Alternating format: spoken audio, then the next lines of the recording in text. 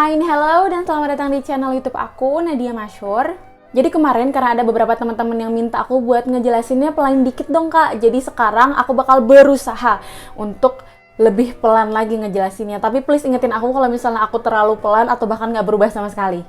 Nah, video ini aku buat setelah aku baca salah satu komentar dari kalian yang isinya itu request untuk aku buat ngejelasin apa sih perbedaan antara komedo, milia, dan juga fungal acne. Nah, di situ aku kok kayak familiar gitu ya sama topiknya, dan pas aku coba searching ternyata bener. Aku pernah nonton salah satu YouTuber terfavorit aku banget yaitu Lia Hyu, tapi di sana karena dia pakai full bahasa Inggris, jadi kalau kalian pusing translatinnya silahkan nonton video ini sampai selesai. Dan kalau kalian menonton versi Lia Hyu-nya udah aku cantumin di description box aku. Silahkan dicek. Oh ya, di sini aku bakal ngejelasin satu-satu dulu kayak apa itu komedo, milia, dan fungal acne. Jadi kalau kalian mau langsung masuk ke apa perbedaan antara ketiganya, langsung aja cek description box aku dan masuk ke menit yang udah aku split. Oke, tanpa basa-basi kita langsung aja masuk ke topiknya. Jadi apa sih perbedaan antara komedo, milia, dan fungal acne? Nah, kita mulai dari komedo dulu nih. Jadi komedo itu sebenarnya salah satu bentuk jerawat, cuman bedanya tingkat kedalaman penyumbatan pada pori-porinya, dan juga kalau komedo itu nggak ada campur tangan bakteri di dalamnya. Jadi kalau jerawat itu bisa muncul atau nongol karena ada penyumbatan pori-pori yang dalam disertai infeksi yang disebabkan oleh bakteri. Sedangkan kalau komedo, dia itu sama, penyumbatan pori-pori juga, tapi nggak sedalam penyumbatan pori-pori pada jerawat. Dan juga tanpa adanya campur tangan dari bakteri. Sampai sini kebayang? Oke, lanjut. Nah, komedo ini ada dua jenis. Yang pertama ada komedo hitam atau blackhead, dan yang kedua ada komedo putih atau whitehead. Nah, untuk blackhead atau komedo hitam, dia itu bisa terbentuk karena ada pori-pori yang ukurannya besar, yang bikin gampang tuh kotoran-kotoran masuk. Apalagi kalau ditambah sebum atau minyak berlebih plus sel kulit mati yang numpuk, itu tuh gampang banget masuknya dan berakhir tersumbat di dalam pori-pori. Nah, karena ukuran pori-porinya yang besar itu, dia tuh masih bisa terkena udara atau oksigen. Alhasil campuran minyak, sel kulit mati, kotoran yang numpuk tadi itu, dia itu berubah jadi warna hitam atau teroksidasi. Kalau whitehead, dia proses terbentuknya itu sama kayak blackhead, cuman bedanya itu di ukuran pori-porinya. Karena ukuran pori-porinya itu kecil, jadi kotoran yang numpuk, sel kulit mati yang numpuk dan masuk ke dalam pori-pori itu, dia itu tersumbatnya itu di dalam pori-porinya dan nggak teroksidasi karena dia tidak terekspos oleh udara. Nah, kalau whitehead atau komedo putih, dia itu kalau dilihat penampakannya itu mirip banget sama milia, cuman bedanya teksturnya pas kalian pegang itu kerasa banget bedanya. Dan kalau whitehead, dia itu biasanya ada matanya gitu warna putih, dan kalau kalian ekstraksi atau nggak sengaja kepencet, dia itu gampang keluarnya. Beda hal sama milia yang pasti pegang kerasa banget teksturnya yang keras. Nah, cara ngatasinnya, kalian tuh bisa gunain produk-produk yang ada kandungan AHA atau BHA-nya.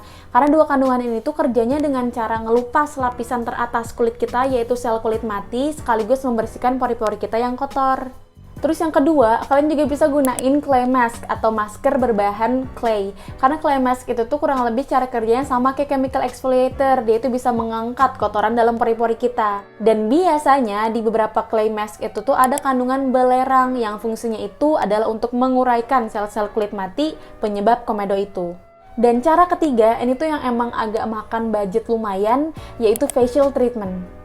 Nah, ini tuh pilihan terakhir aku kalau aku udah benar-benar hopeless banget sama yang namanya komedo. Karena sejujurnya, ini pendapat aku pribadi ya, chemical exfoliator atau exfoliating toner itu kurang gercep dalam membersihkan pori-pori aku.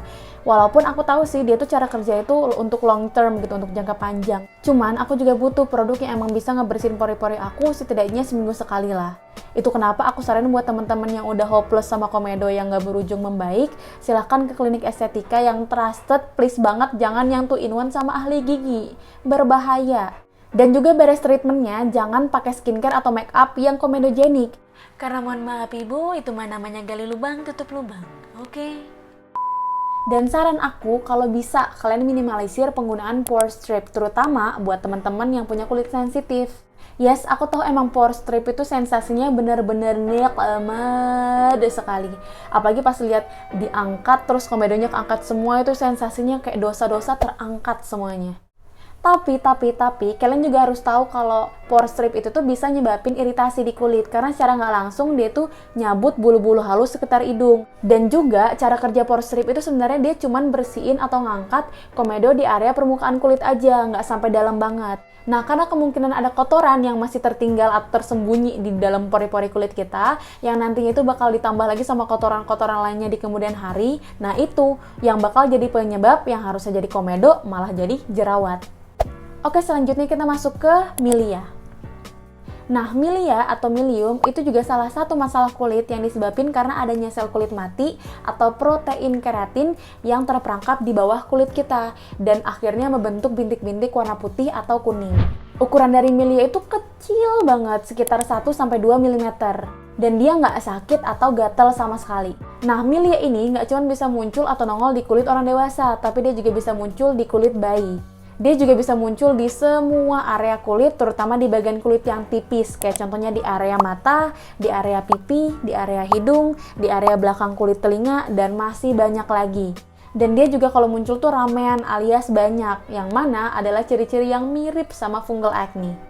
Nah, ini aku sharing dikit tentang eksperimen ala-ala aku. Jadi pada saat itu kalau nggak salah aku kelas 1 SMA, aku tuh lagi suka banget yang namanya perawatan kulit secara alami. Pokoknya nggak mau tahu, semuanya itu serba alami. Dan cuman bermodalkan baca-baca artikel yang belum jelas kebenarannya, aku ngide tuh buat bikin eye cream berbahan dasar sunflower oil, almond oil, olive oil, coconut oil, dan green tea powder. Dan pas udah jadi tuh adonannya, aku simpen di kulkas dan aku pakein setiap malam. Dan seminggu kemudian, bukan main-main hasilnya, langsung nongolin 3 biji milia di kelopak mata aku bagian bawah, dan sampai sekarang udah mau 6 tahunan masih ada nih nyisa 1 milia yang kayaknya sayang banget sama aku. Yes, aku tahu itu memang kebodohan. Cuman ya, kita nggak akan belajar nggak sih kalau nggak lewatin masa-masa kayak gini? Jadi buat temen-temen, usahain jangan gunain eye cream yang teksturnya itu heavy atau berat di kulit. Dan itu juga berlaku untuk bagian kulit lainnya. Jangan terlalu berlebihan ngasih hidrasi ke kulit karena itu bisa nyebabin timbulnya milia. Dan satu lagi, usahain jangan skip penggunaan sunscreen. Karena salah satu penyebab munculnya milia adalah kerusakan kulit yang disebabkan oleh sinar matahari. Nah, untuk penampakannya, kayak yang udah aku jelasin tadi, milia itu sering disalahartikan sebagai whitehead. Karena kalau kita lihat dari luar emang agak mirip sih. Cuman untuk milia itu sendiri, dia itu kelihatannya kayak bintik-bintik bermata yang warna putih atau kuning. Dan teksturnya juga lebih keras daripada whitehead. Itu kenapa dia nggak gampang dikeluarin gitu-gitu aja. Dan untuk milia, sekalinya muncul juga dia itu ramean alias banyak. Nah, untuk cara ngatasinnya, sebenarnya milia itu bisa hilang dengan sendirinya, tergantung seberapa dalam sel kulit mati atau protein keratin itu terperangkap di bawah kulit kita. Semakin dalam ya semakin susah buat hilang dengan sendirinya. Maka dari itu, kita butuh yang namanya bantuan skincare yang bisa mempercepat pergantian sel kulit kita. Kayak contohnya dengan menggunakan skincare yang ada glycolic acidnya atau retinol.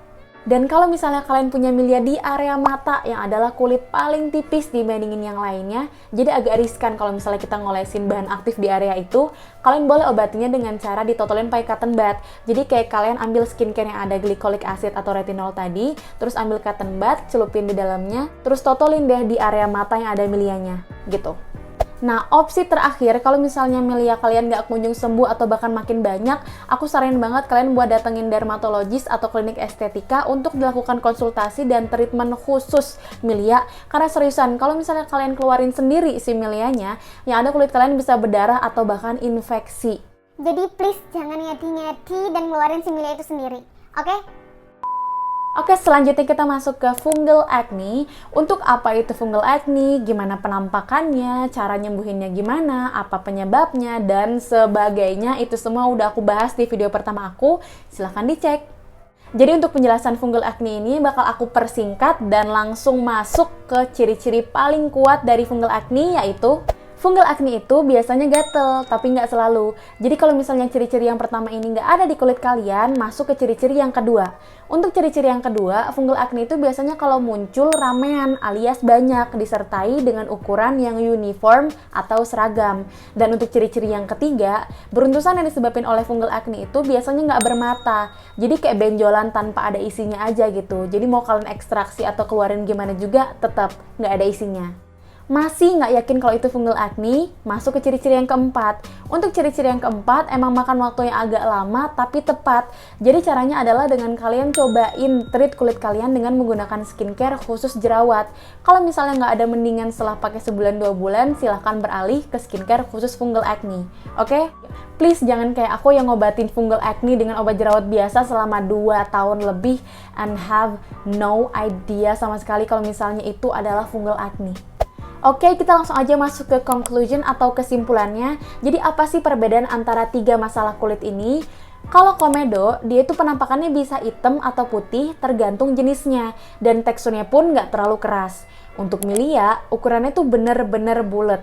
Terus kelihatan isinya warna putih atau kuning, dan pas dipegang juga teksturnya itu agak keras. Bahkan kalau misalnya kalian nggak sengaja kepencet pun, dia nggak akan keluar segampang itu. Pokoknya butuh treatment khusus buat ngeluarin Milia.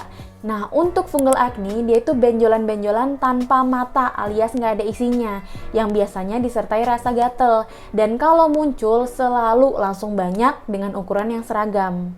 Nah, oke, jadi itu perbedaan antara komedo, milia, dan juga fungal acne. Kalau misalnya kalian punya pertanyaan yang belum kejawab, silahkan tinggalin pertanyaan kalian di kolom komentar di bawah. Thank you so much for watching. Terima kasih udah luangin waktunya dan nonton video ini. And I'll see you next time. Dah.